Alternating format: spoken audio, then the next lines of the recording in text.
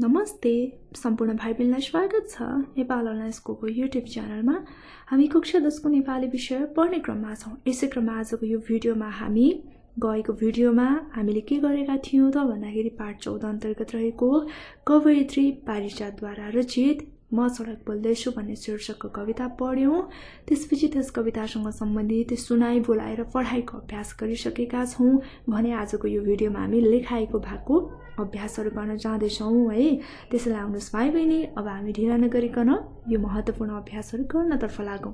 हाम्रो 10 नम्बरमा रहेको छ है त लेखाइको भागको पहिलो अभ्यास हेरौं। यहाँ के रहेको छ भने अर्थ खुल्ने गरी वाक्य बनाउनुस् भन्ने रहेको छ। हाम्रो यहाँ शब्दहरु दिएको छ। यिनै शब्दलाई प्रयोग गरेर हामीले वाक्य निर्माण गर्नुपर्ने हुन्छ। सुरुमा के छ? कवाज, अनि भेल, फूल, शब्दहीन, अपेक्षा, पहिरो, साधन, छेकथुन र ताती भन्ने शब्द रहेको छ। अब यी शब्दहरुलाई हामीले वाक्य निर्माण गर्छौं प्रयोग गरेर है त। ल आउनुस् है त अब हामी सुरु गरौं। यहाँ मैले चाहिँ यसरी तपाईहरुको लागि भनेर एउटा वाक्य निर्माण गरिसकेकी छु। तपाईहरुले अर्थ बुझिसकेपछि हामीले प्रत्येक पाठहरुमा प्रत्येक अभ्यासहरुमा चाहिँ वाक्य निर्माण गर्ने अभ्यास पनि गर्दै आइरहेका छौं। त्यसैले गाह्रो हुँदैन। भाइ बहिनीले धेरै कुरा थाहा पाइसक्नु भएको छ। मैले आशा लिएँ यो पाठ 14 अन्तर्गतको म सडक बोल्दैछु पारिजातको वैशाली वर्तमान कविता संग्रहबाट चाहिँ साभार गरिएको एउटा कविता हो है। लेखाइको अभ्यास अब 10 नम्बरमा रहेको छ। यहाँ हाम्रो वाक्यमा प्रयोग गर्नुस्। पहिलो भनेको के छ? कवाज भन्ने छ। अब सुरुमा हामीले बुझ्नु पर्यो कि कवाज भनेको चाहिँ के हो त भन्दाखेरि सैनिक तालिम हो है। त्यसैले अब अर्थ बुझिसकेपछि त हामीले जुनै पनि अर्थ लाग्ने गरी अथवा जुनै पनि प्रसंगमा हामीलाई बुझ्ने गरी अर्थ खुल्ने गरी शब्दलाई प्रयोग गरेर वाक्य निर्माण गर्न सक्छौं। एउटा पूर्ण वाक्य निर्माण गर्न सक्छौं है। ल हेरौं त यसलाई कसरी प्रयोग गरेका छौं त। हामीले यहाँ भन्दा सैनिकहरु प्रत्येक वर्ष घोडे जात्राको दिन कवाज खेल्दछन् है। सैनिक तालिम भनेपछि त सैनिकहरु घोडे जात्राको दिन प्रत्येक वर्ष घोडे जात्रा आउँछ त्यस दिन चाहिँ कवाज खेल्दछन् भनेर यसरी हामीले लेख्नु पर्यो अथवा बनाउनु पर्यो है। त्यसपछि 2 नम्बरमा छ भेल है त। अब भेललाई चाहिँ कसरी हामीले वाक्य निर्माण गर्ने भन्दाखेरि कतिपय ठाउँमा अझै पनि वर्षाको भेल थुनेर रोपाई गर्ने गरिन्छ। भेल भनेको चाहिँ बाडी है। यसरी बुझ्नु पर्यो। अब 3 नम्बरमा फूल छ है। अब यो ह्रस्व दीर्घको कुरा पनि हामी व्याकरणको अभ्यासमा गर्छौं नै, तर यसलाई अहिले यहाँ बुझिराखौं है। यो यसरी यो फूल छ भने चाहिँ यो फूल चाहिँ कुखुराको फूल हुन्छ है। यसरी चाहिँ अब दीर्घ फूल छ भने चाहिँ के हुन्छ त भन्दाखेरि यो चाहिँ अर्को यो गुलाबको फूल, कमलको फूल भन्ने अर्थ लाग्छ है त। यसरी हामीले बुझ्नु पर्यो। अब यी ह्रस्व दीर्घको कुरा पनि हामी व्याकरणको अभ्यासमा नै गर्नेछौं। त्यसैले अहिलेलाई चाहिँ यहाँ यति मात्रै बुझौं। अब मलाई कुखुराको फूल मन पर्छ भनेर यसरी हामीले गर्न सक्छौं। ल अब शब्दहीन भन्ने छ है त।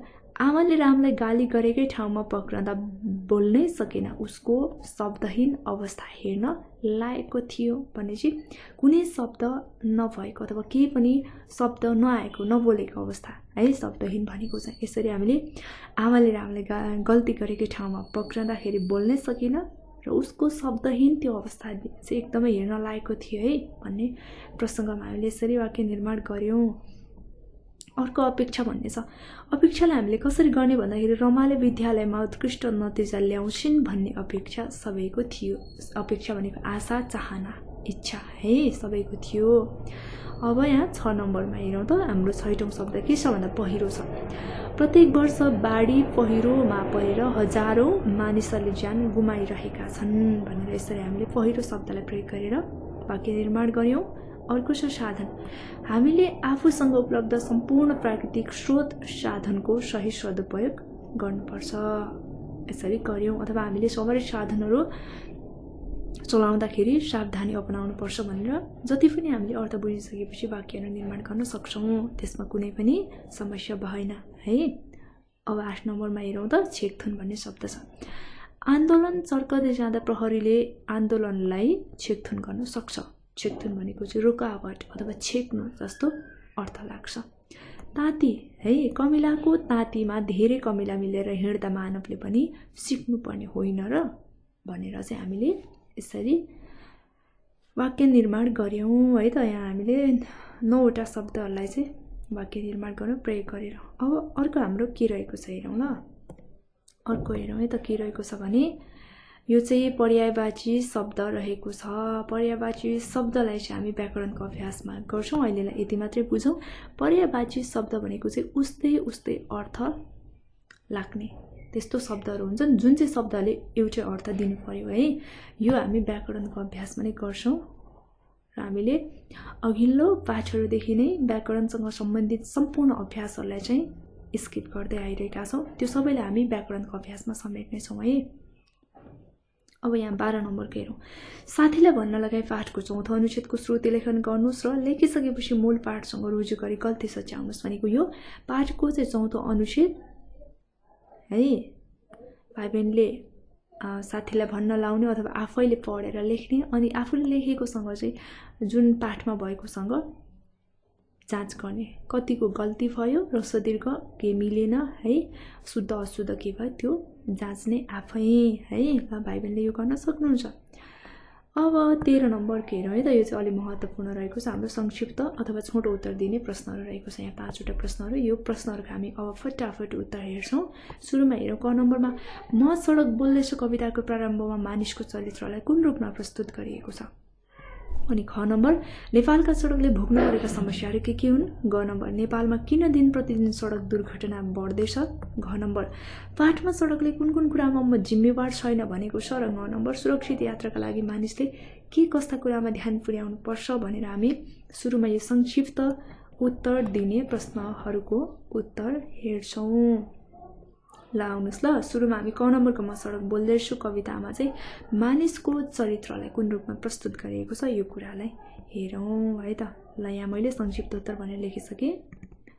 अब हेरौं यहाँ चाहिँ ल है त क नम्बरको यसरी उत्तर भनेर लेख्यौं। अनि म सडक बोल्दैछु कविताको प्रारम्भमा पारिजातले आफ्नो चरित्रलाई प्रस्ताएको छ। मानिसको चरित्रलाई प्रस्ताएको छ पारिजातले है। म सडक बोल्दैछु कविताको प्रारम्भमा पारिजातले मानिसको चरित्र अथवा व्यवहारलाई प्रस्ताएको छ। अनि सडक निर्दोष हुँदाहुँदै पनि मानिसले धरतीलाई छिया पारी ब्लास्टिङ गरी निर्माण गर्ने तर मर्मत सम्भार नगर्ने मानवको जुन विध्वंसात्मक प्रवृत्तिलाई व्यङ्ग्य गरिएको छ अथवा प्रयोग चाहिँ गर्ने स्याहार सम्भार चाहिँ नगर्ने कुरालाई यसरी यहाँ व्यङ्ग्यात्मक रूपमा प्रष्ट पारिएको छ। अनि सडक निश्चल र निर्दोष छ तर पनि सडकलाई अनेकौं प्रकारले उपयोग गर्ने अनि त्यही सडकमा दुर्घटना गराएर मानिसले सडकलाई दोष लगाएको छ। र सडक देखेर आत्तिनेहरू सडकका जाममा परेर सराप्नेहरू अनि सडकमा गाडी जुधाउन सम्मकाहरूले पनि सडकको कहिले दोष छैन भनेर बुझ्न जरुरी छ। र अरूलाई होइन मानव स्वयंले आफ्नो चरित्र सुधार्न जरुरी छ। अकालमा त्रासदी मृत्युवरण गर्ने सडकलाई भत्ताभुङ्ग र लथालिङ्ग राख्ने मानिसकै कारण हो भन्दै सडकलाई गाली होइन मानिसले मानिसको स्वास्थ्यलाई सडकको दुरावस्था बनाउने प्रवृत्ति वा चरित्रलाई गाली गर्नुपर्ने भन्दै मानवीय कमजोर चरित्रको वर्णन गरिएको छ भनेर हामीले पहिलो अनुच्छेदमा यसरी लेख्ने। अनि यसपछि यसरी म सडक बोल्दैछु कवितामा जोगी मारादेखि बाँदरे भिरसम्म बस खसाल्ने अनि गाडी जाम गराउने अकालमा ज्यान जाने त्रासदीपूर्ण मृत्यु निम्ति आउने सडक दुर्घटनाहरू सडकमा खेल्नेदेखि सडकको भत्ताभुङ्ग अवस्था राख्नेहरूकै कारणले निर्दोष सडकले दोष पाएको छ। त्यसैले मानिसको चरित्र र सडकको अवस्था उस्तै छ भनी प्रस्ताएको छ भनेर हामीले यसरी क नम्बरको प्रश्नको उत्तर लेख्ने है। ल त्यसपछि अब ख नम्बरमा ख नम्बरमा के छ भने हेरौँ त। नेपालका सडकले भोग्नु परेका समस्याहरू के हुन् भन्ने रहेको छ है। अब नेपालका सडकहरूले भोग्नु परेको समस्याहरू त भाइ बहिनीलाई थाहा नै छ धेरै है। तैपनि कसरी लेख्ने हेरौँ है त। अब यहाँ उत्तर म सडक बोल्दैछु कवितामा नेपालका सडकहरूले भोग्नु परेका समस्याहरूको चित्रण गरिएको छ। सडक मानव सभ्यताको परिचय हो, मानवलाई गन्तव्यमा पुर्याउने आधार पनि हो र सडक योजनाबद्ध रूपमा बनाइनु पर्ने हो र बिना योजना जसरी पाए त्यसरी र जहाँ पाए त्यही सडक निर्माण गर्दा सडकले आफ्नो निश्चलतालाई मानवले नबुझेको बताएको छ र सडक गाडी गुडाउने कुदाउने र हिँड्ने, चिप्लेटी खेल्ने, कबाज खेल्ने, भकुण्ड खेल्ने, छेकथुन गर्ने, सडक त्रासदी मृत्युको कारण बनेको सडकको अवस्था बाढीले डुब्ने, पहिरोले पुरिदिने भएको पनि पाइन्छ र सडक जस्तो नरहेर पुरिएर भत्किएर अस्तित्व गुमेका सडकहरूको अवस्था भएकोले हामी नेपालीहरूको सडक प्रयोगकर्ता र सडक निर्माण गर्नेहरूको चरित्र पनि भताभुङ्गको छ र यसरी कवितामा नेपालका सडकहरूको भत्कने, पुरिने, अस्तित्व खोज्नु पर्ने खालको जुन भताभुङ्गको अवस्था भएकाले सडकमा छेकथुन गर्ने, विभिन्न खेल खेल्ने, दुर्घटना हुने र मान्छेको मृत्यु हुने जस्ता समस्याहरू चाहिँ प्रस्तुत भएको छ अथवा यो नेपालको सडकले चाहिँ भोग्नु परेको समस्याहरू चाहिँ यिनै हुने भनेर हामीले यसरी लेख्नु पर्यो है।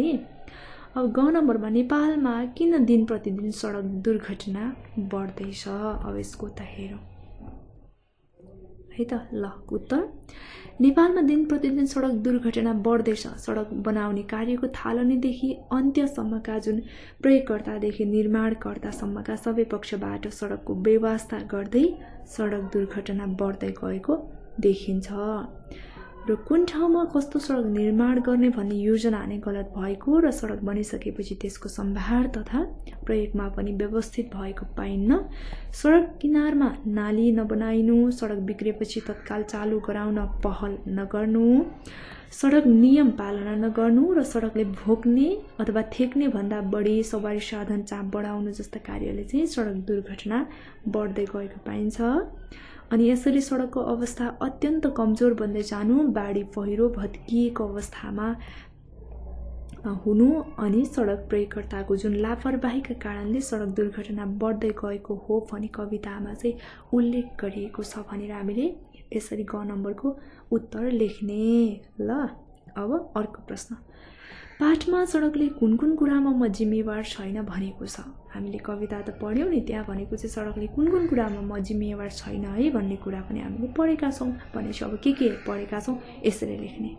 अब उत्तर, अब म सडक बोल्दैछु कवितामा सडकले स्वयं मानवीकृत भई मानवलाई सडकमा भएका दुर्घटना तथा मान्छेको मृत्यु हुनुमा दोष नभएको कुरा व्यक्त गरेको छ। बेकालमा मानिस मर्नुमा सडकले जिम्मेवारी लिएको छैन।